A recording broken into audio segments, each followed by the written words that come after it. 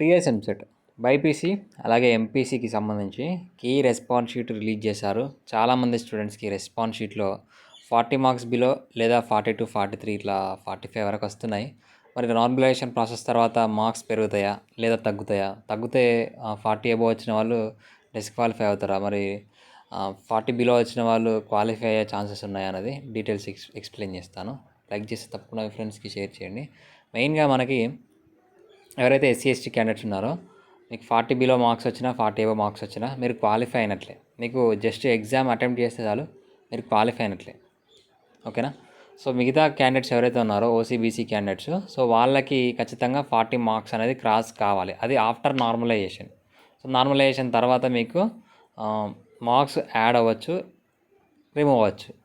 So అది మీ షిఫ్ట్ని base చేసుకొని మీ shift easy వచ్చిందా హార్డ్ వచ్చిందా, అలాగే మీ షిఫ్ట్లో టాపర్స్ యావరేజ్ 0.1 టాపర్స్ యావరేజ్ ఎంత అనేది, సో దాన్ని బేస్ చేసుకొని, అలాగే స్టాండర్డ్ డీవియేషన్ అనేది ఉంటుంది. సో నార్మలైజేషన్ ప్రాసెస్లో ఆ ఫార్ములాలో సో వీటన్నిటిని బేస్ చేసుకొని మనకి మార్క్స్ యాడ్ అవుతాయా రిమూవ్ అవుతాయని చెప్పొచ్చు.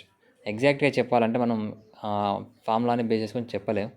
సో మెయిన్గా మరి ఏ షిఫ్ట్ హార్డ్ వచ్చింది, ఏ షిఫ్ట్లో వాళ్ళకి మార్క్స్ యాడ్ అవ్వచ్చు అని అంటే ఎంపీసీ వాళ్ళకి మే 9th రోజున సెకండ్ షిఫ్ట్. సో నేను ఎలా చెప్తున్నానంటే కొంతమంది స్టూడెంట్స్ ఇచ్చిన ఫీడ్బ్యాక్ ప్రకారం సో మే 9th సెకండ్ షిఫ్ట్ అనేది టఫెస్ట్ షిఫ్ట్ అని చాలామంది స్టూడెంట్స్ అయితే చెప్పారు. సో మే ఫస్ట్ షిఫ్ట్ కొంతమంది మోడరేట్ అని చెప్పారు, కొంతమంది ఏమో ఈజీ అని చెప్పారు. సో మిగతా షిఫ్ట్స్ అనేది మోడరేట్ టు టఫ్ లెవెల్లో వచ్చాయి.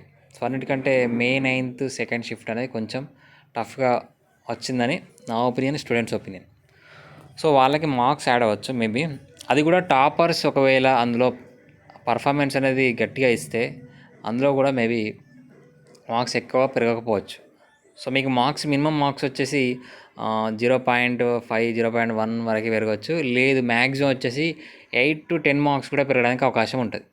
సో కాబట్టి టెన్షన్ పడకండి. మీకు ఒకవేళ అదృష్టం బాగుంటే మీ నార్మలైజేషన్ ప్రాసెస్లో మీకు మార్క్స్ అనేది పెరగడానికి అవకాశం ఉంటుంది. ఓకేనా? Thanks for watching this video.